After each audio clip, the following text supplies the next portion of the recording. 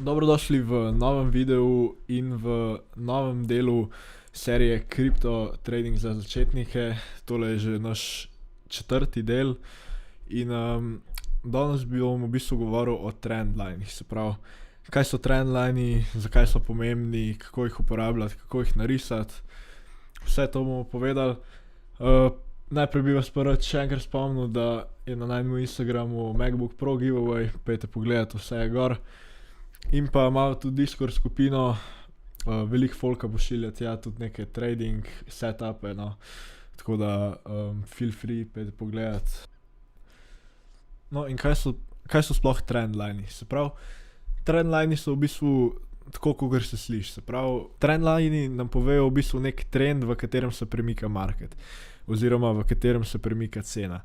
Se pravi, v bistvu nam povejo neko smer, kam lahko pričakujemo, da bo šla cena in zato so v bistvu toliko uporabni.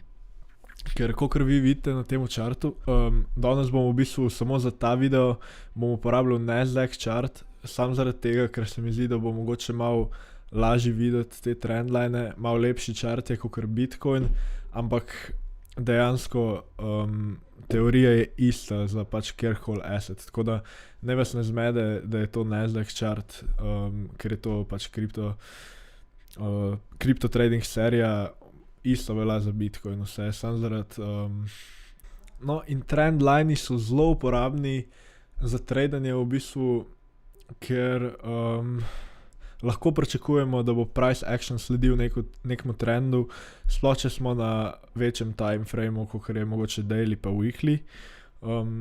In ja, mogoče veste, kako pravijo, trend is your friend, ampak to velja, dokler se pač trend ne prekine. To si nujno zapomnite, ker ko se enkrat trend prekine, se v bistvu hitro vse obrne, no. Samo to sem hotel reči. Kar gledamo, je neki te večji swing highs pa swing lows. Se pravi, če kar enega narišem, recimo klele, ko smo imeli ta uptrend od septembra 2020 pa kar do tam novembra lani. Se pravi, vzamem swing low, drug swing low, še enega klele, še enega klele, še enega klele in pa recimo še tegale klele. No, in pred temu klele, ne rabite jih čisto perfektno narisati, ne, tako tukaj se lahko tako dosti blizu, da je sam. No, in tukaj vidimo, da je nekaj časa deloval, se pravi, price se je odbil od tega trendlina 3 dni in potem je price v bistvu breakal ta trend. No, in to se tudi zgodi, ker zapomnite si, trend ne ostane zavedno. Trend bo at some point bo mogel biti prekinjen. In kaj se pol najverjetneje naredi? Največkrat se v bistvu nastane nov trend. In ja, če omenim še mogoče tele swing lows, ki jih iščete, najboljše, če je tudi velik volume na njih. V prejšnji epizodi smo govorili o volumu, pejte si pogledati, če še niste. Ampak ja, vidimo klele, big volume, visok volume, klele, visok volume, klele, visok volume. In v glavnem, zakaj iščemo visok volume? Ker morate razumeti v bistvu, zakaj trendlini sploh delujejo. Ponavadi se zgodi, da ko price hita trendline, no, ponavadi te večji playerji, institucije, zelo velike količine recimo kupijo, če hita spoden trendline. Torej, zato je visok volume in se price v bistvu dosti na hitro odbije. No, lahko pa trendline narišemo v bistvu tudi na tehle zgornjih, se pravi na swing highsih. Kle imamo enega, kle imamo enega, kle imamo enega, ki je malo bolj spodaj, kle imamo enega, kle imamo enega. Tako da tudi zgori se dajo narisati. No, in kaj se pol zgodi, ko se ta trendline prekine? Ponavadi se naredi nek nov trendline. Tole je recimo Nasdaq chart. Vidimo, da smo v kar močnem downtrendu. Če gleda to mogoče kdo v prihodnosti, leta 2022 je bil Nasdaq fucked. No, in lahko v bistvu tudi tlele za downside narišemo en trend. Tule imamo en swing high, tule imamo en swing high, tule imamo en swing high in pa tlele imamo en swing high. No, in kaj v bistvu tlele vidimo je,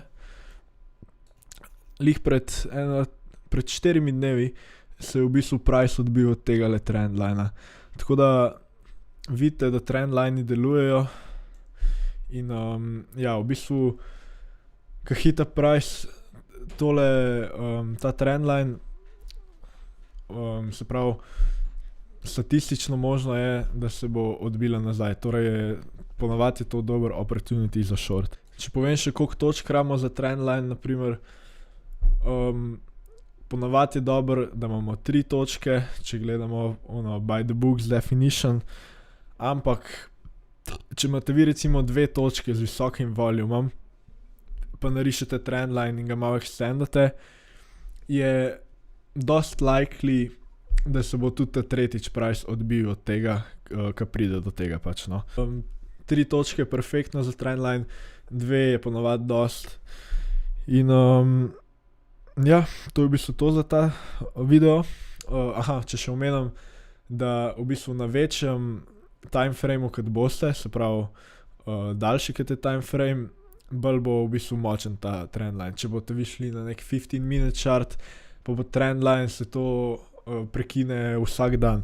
Na recimo weekly trendlineu pa bo v bistvu treba kar veliko, da se ta trendline prekine in ponavadi trajajo taki trendi kar tako po leto ali pa več let, tako da na večjem, ko se, več je šanse, da bo deloval. In ja, to je to za ta video.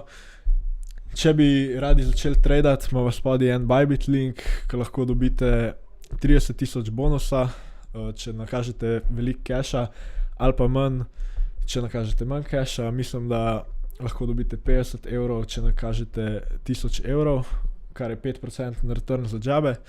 Tako da, to je kar cool. In ja, se vidimo v naslednjem delu.